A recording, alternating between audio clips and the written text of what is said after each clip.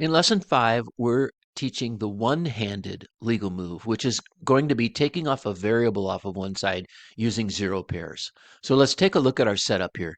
We have on one side 4 A's and 2 negative A's, and this is the first time we're introducing the white pawn, right? So whenever I see my term as being negative on the variable, we're going to be using the white pawns.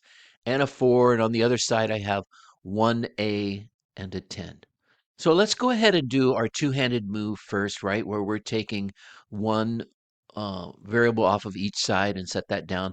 But now to do this is where they see that zero pair, where I'm going to go ahead and take off with one hand a blue and a white pawn because they make zero. I have not made this scale unbalanced when I take this off. Everything's still balanced.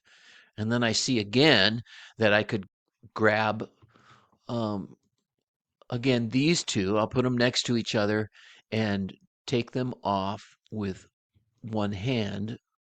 And again, that's a one-handed legal move. Now, at this point, I can use guess and check, or I can go ahead and change my 10 into a 6 and a 4. Might work out nicely, right? And then I can do another two-handed move where I'm taking off my 4s at one time. And then here, of course, we see that the A equals 6. I have 6 on both sides. Let's go ahead and take a look at another problem and see how this one-handed move works.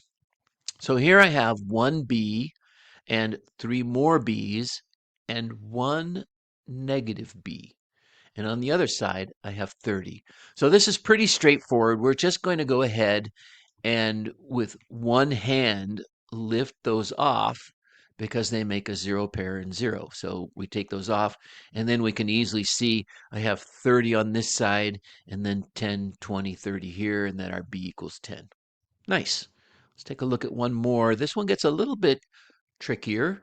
Um, on this problem, I have a 6 on one side and 2 C's and a 4 and 1 negative C.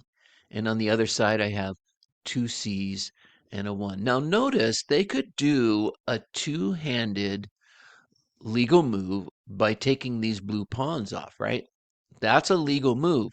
But if they do that, they land up getting left with this negative pawn, this negative C, which is a little bit difficult. We haven't learned yet quite how to deal with that. So in this lesson in particular, each of the problems, encourage them to go ahead and do the one-handed move first. So what I'm going to do is I'm going to grab a blue pawn and a white pawn, put them next to each other, and lift them off the scale with one hand, pause, and then take them off. And now you can go ahead and do a two-handed move. Let's see if I can grab this right. Like this, and then take it off the scale. And then to get that 1 off, maybe let's take that 6 off and replace it with a 5 and a 1. And then I can take my 1s and pull those off the scale. And that's how that one works. And then we see here 9, and so C must equal 9. I get 9 on both sides. Now, let's take a look at this same problem if I were going to draw it. Those of you who are already drawing equations, what does that look like, right? And so we're going to go ahead and draw this. On one side, I have a 6, and I have 2 C's. And again, we're making sure we color those in because here we're going to land up having one that's not colored in, right? And then we have our 4, and here it is, a triangle, and they don't color it in, and that represents your negative C. And on the other side, I have 2 C's and a 1. And we're going to solve it the very same way. The first thing we're going to do is take off our zero pair, right? And so I'm going to take off a positive and a negative like this. And so now those are off the scale. And then I'm going to go ahead and I can take off one of the positive C's like this with a two-handed move. And then I'm going to go ahead and take that 6 off and replace it with a 5 and a 1. Now notice how I'm drawing this 5 and a 1 in red. It's really helpful if you're going to come back and check work, or they're going to go look back at what they did. This makes it much easier to see that I've changed that 6 to a 5 and a 1. And you don't have to, but I find that using the colors really helps. And now I'm going to go ahead and do the two-handed move where I take the 1s off. And then we're going to come back and redraw our scale what's left, right? And so I can see what I have left is this 5 and this 4.